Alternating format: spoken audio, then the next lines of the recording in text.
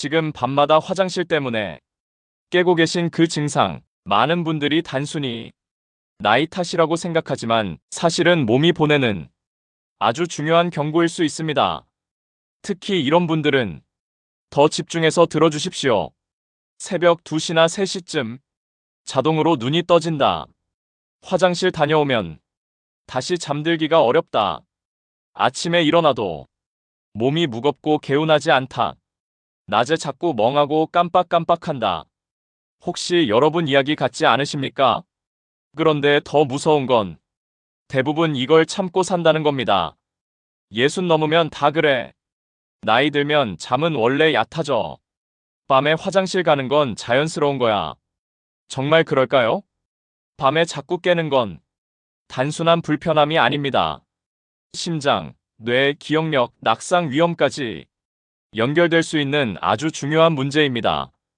그런데 다행인 건 많은 경우 몸의 흐름만 다시 잡아줘도 좋아질 수 있다는 사실입니다. 비싼 약이 아니어도 됩니다. 거창한 치료도 아닙니다. 오히려 몸이 이제 쉬어도 된다는 신호를 다시 받게 만드는 것이 핵심입니다. 여러분, 혹시 젊었을 때를 기억하십니까? 한번 누우면 아침까지 푹 주무셨던 시절 말입니다.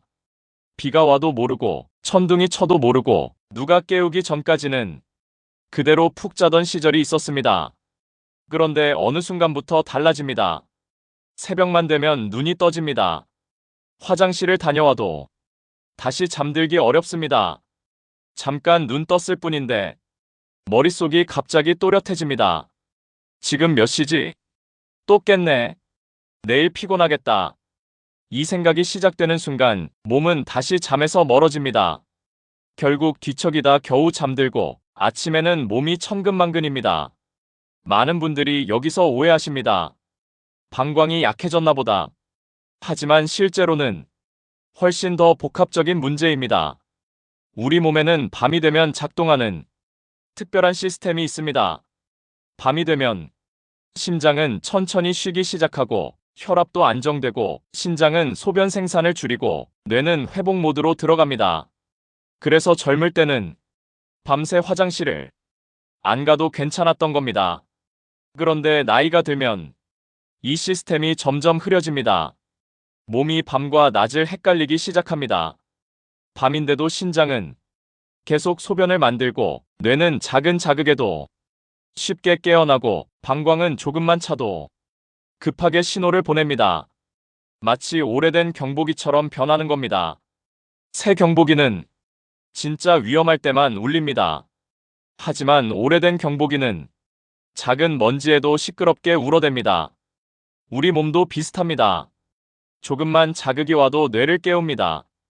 특히 나이가 들수록 이 변화는 더 커집니다. 그래서 많은 어르신들이 이런 말씀을 하십니다. 화장실 갔다 와도 얼마 안 나와요. 조금밖에 안 마셨는데 왜 자꾸 깨죠? 자는 게 겁나요. 여기서 정말 중요한 부분이 있습니다. 문제는 단순히 소변량이 아닙니다. 몸 전체가 깊이 쉬지 못하는 상태라는 겁니다. 그리고 이게 계속 반복되면 낮에도 영향을 주기 시작합니다. 아침부터 피곤합니다. 집중력이 떨어집니다. 기억력이 흐려집니다. 예민해집니다. 쉽게 지칩니다. 특히 가장 먼저 무너지는 게 뇌피로입니다. 깊은 잠은 단순히 쉬는 시간이 아닙니다. 뇌가 청소되는 시간입니다. 낮 동안 쌓인 피로와 노폐물을 정리하고 기억을 정돈하고 몸을 회복시키는 아주 중요한 시간입니다. 그런데 계속 깨면 이 과정이 반복해서 끊깁니다. 결국 몸은 쉬어도 쉰 게 아니게 됩니다. 여러분도 이런 경험 있으시죠? 분명 오래 누워 있었는데 더 피곤합니다. 몸이 무겁습니다. 낮에 졸립니다. 자꾸 멍합니다. 이게 바로 깨진 잠이 무서운 특징입니다. 특히 새벽에 반복해서 깨는 습관은 심장에도 큰 부담을 줍니다. 원래 밤에는 혈압이 자연스럽게 떨어져야 합니다. 그래야 심장도 회복합니다. 그런데 자꾸 깨면 몸은 계속 긴장 상태가 됩니다. 쉽게 말하면 심장이 밤새 제대로 쉬지 못하는 겁니다. 그래서 실제로 밤에 여러 번 깨는 분들 중 상당수가 고혈압, 심혈관 문제, 만성 피로를 함께 겪는 경우가 많습니다. 더 위험한 건 새벽 시간입니다. 새벽 4시에서 6시 사이. 이 시간은 몸이 다시 깨어날 준비를 하는 시간입니다. 그런데 밤새 회복하지 못한 상태에서 갑자기 움직이면 심장과 혈관 부담이 커집니다. 그래서 많은 응급 상황이 새벽에 발생합니다. 여러분, 혹시 이런 적 있으셨습니까? 새벽 화장실 다녀온 뒤 갑자기 어지럽다, 심장이 두근거린다, 숨이 차다, 머리가 띵하다.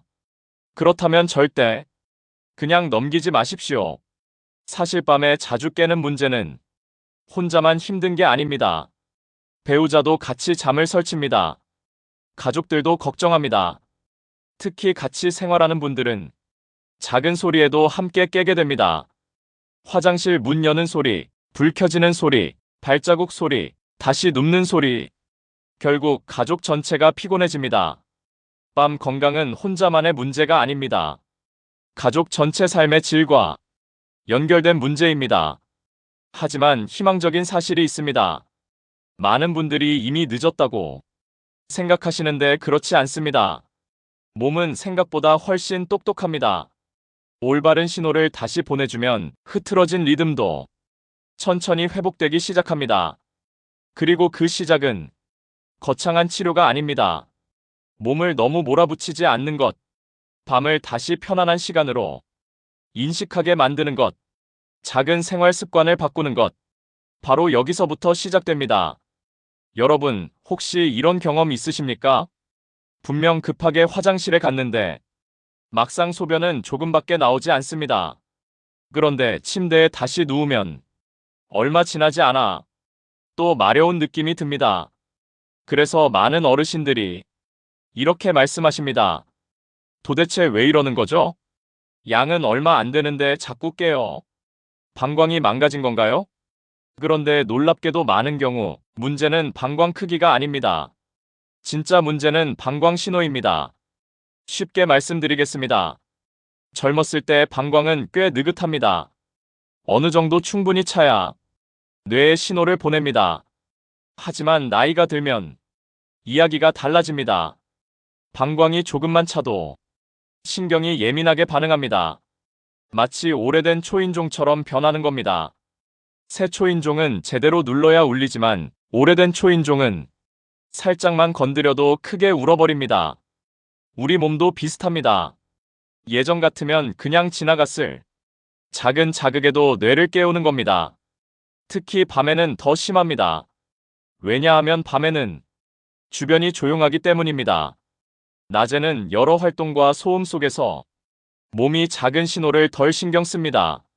하지만 밤에는 아주 작은 자극도 크게 느껴집니다. 결국 방광이 조금만 반응해도 뇌는 이렇게 받아들입니다. 빨리 일어나야 해. 지금 화장실 가야 해. 그래서 눈이 떠지는 겁니다. 많은 분들이 잠들기 전에 이런 행동을 하십니다. 혹시 모르니까 미리 화장실 다녀오자. 굉장히 좋은 습관처럼 보이죠. 하지만 반복되면 오히려 방광을 더 예민하게 만들 수 있습니다. 왜냐하면 방광은 기억하기 때문입니다. 조금만 차도 계속 비워주면 방광은 이렇게 학습합니다. 아, 이 정도만 차도 바로 비워야 하는구나. 결국 점점 더 작은 양에도 신호를 보내게 됩니다. 밤에 깨는 횟수도 늘어납니다. 특히 불안이 심해질수록 방광은 더 민감해집니다. 몸과 마음은 연결되어 있기 때문입니다. 낮에는 괜찮다가 중요한 약속이 있는 날 유난히 화장실을 자주 가게 되는 경험 있으셨습니까? 긴장하면 방광도 예민해집니다. 밤도 마찬가지입니다. 오늘 또 깨면 어떡하지? 또 잠 못 자겠네. 내일 너무 피곤할 텐데. 이 생각이 시작되는 순간 몸은 긴장 상태로 들어갑니다. 그러면 작은 방광 신호도 훨씬 크게 느껴집니다. 결국 몸은 더 쉽게 깨어납니다. 특히 새벽에는 이 악순환이 더 심해집니다. 한번 깨면 시계를 봅니다.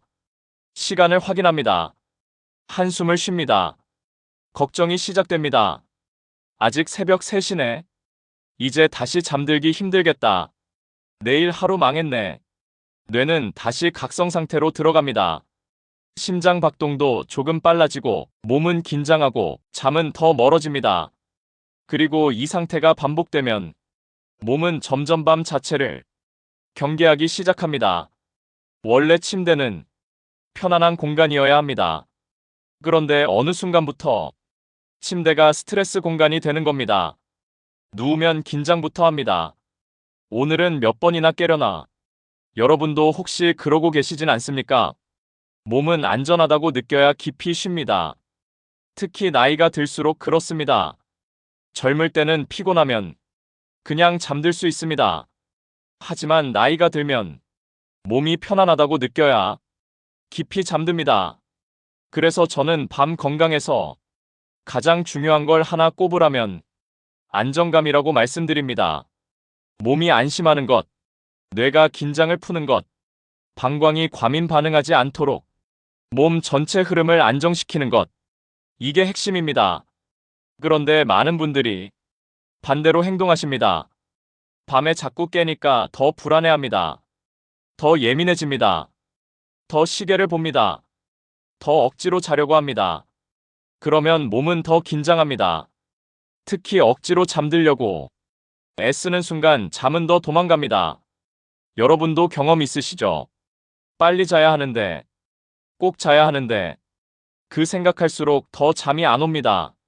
잠은 억지로 붙잡는 게 아닙니다. 몸이 편안해질 때 자연스럽게 오는 겁니다. 그래서 지금 가장 중요한 건 몸에 다시 안전 신호를 보내는 것입니다. 괜찮다. 지금은 쉬는 시간이다. 굳이 긴장하지 않아도 된다.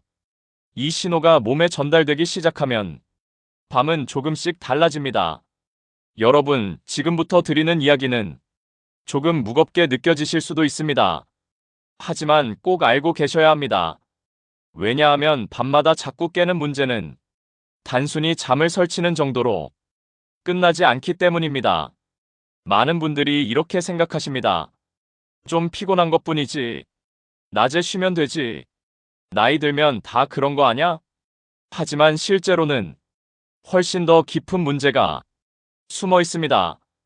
특히 가장 먼저 영향을 받는 건 바로 심장과 뇌입니다. 먼저 심장 이야기부터 해보겠습니다. 우리 몸은 밤이 되면 자동으로 회복 모드에 들어갑니다. 혈압이 내려가고 맥박이 안정되고 심장도 천천히 쉬게 됩니다. 쉽게 말하면 밤은 심장이 정비받는 시간입니다. 자동차도 계속 달리기만 하면 고장나죠. 엔진을 식히고 쉬어야 오래 갑니다. 심장도 마찬가지입니다. 낮 동안 쉬지 않고 움직였기 때문에 밤에는 반드시 회복 시간이 필요합니다. 그런데 밤마다 계속 깨면 어떻게 될까요? 몸은 자꾸 긴장 상태로 돌아갑니다. 화장실 가려고 일어나고, 불 켜고, 걸어가고, 다시 침대로 돌아오는 동안 심장은 계속 움직입니다.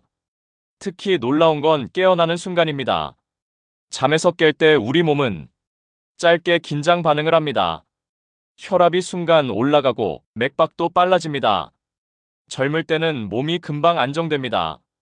하지만 나이가 들면 회복 속도가 느려집니다.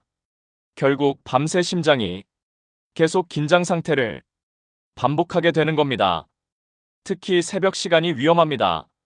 새벽 4시에서 6시 사이. 이 시간은 몸이 본격적으로 깨어날 준비를 하는 시간입니다. 원래 혈압도 조금씩 올라갑니다. 그런데 밤새 제대로 회복하지 못한 상태라면 심장과 혈관에 부담이 훨씬 커집니다. 그래서 실제로 심근경색과 뇌졸중이 새벽 시간대에 많이 발생합니다. 여러분도 혹시 이런 경험 있으셨습니까? 새벽 화장실 다녀온 뒤 갑자기 심장이 두근거린다. 숨이 차다. 어지럽다. 식은땀이 난다. 그렇다면 절대 그냥 넘기시면 안 됩니다. 몸이 보내는 중요한 신호일 수 있습니다. 그리고 또 하나 중요한 문제가 있습니다. 바로 기억력입니다. 많은 어르신들이 어느 순간부터 이런 말씀을 하십니다. 요즘 자꾸 깜빡깜빡해. 냉장고 앞에 가서 뭘 꺼내려 했는지 잊어버려. 사람 이름이 금방 생각 안 나. 그런데 이것도 단순한 나이 탓만은 아닐 수 있습니다. 왜냐하면 깊은 잠은 뇌 회복과 직결되기 때문입니다. 여러분, 우리 뇌는 밤에 아주 중요한 일을 합니다. 낮 동안 쌓인 피로와 노폐물을 정리합니다. 기억을 저장하고 정보를 정돈하고 뇌를 청소합니다. 쉽게 말하면 밤은 뇌 대청소 시간입니다. 그런데 자꾸 깨면 어떻게 될까요?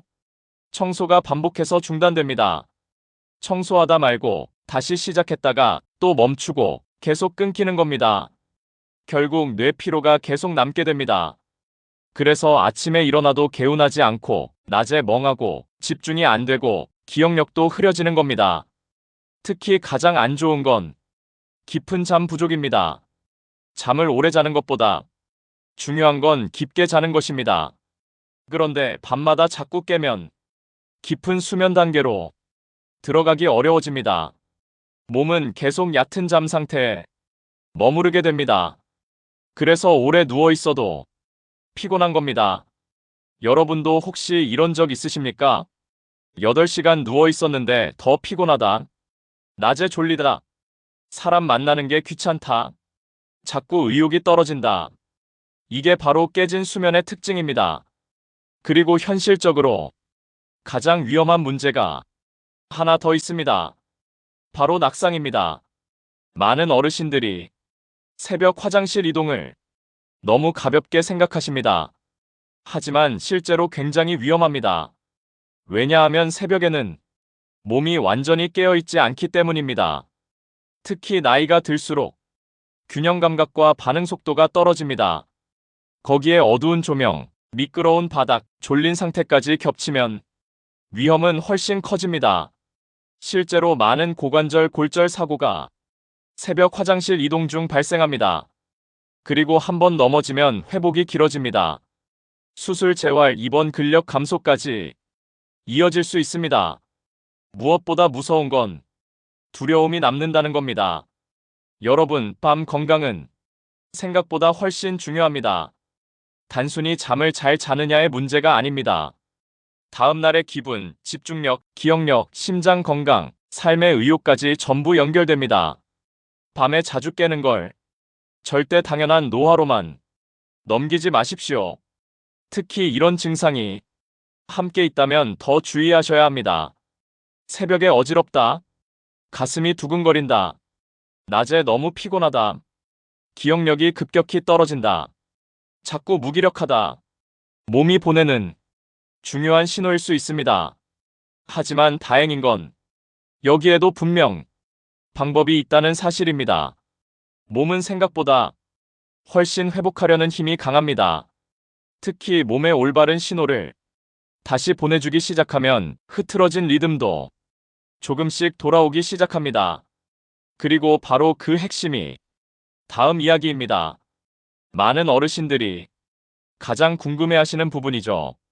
왜 어떤 분들은 잠들기 전 작은 습관 하나만으로도 밤이 달라졌다고 말씀하시는지, 왜 한 스푼 습관이 몸의 긴장을 풀어주는 데 도움이 되는지 지금부터 아주 쉽게 설명드리겠습니다. 여러분, 이제 마지막 이야기입니다.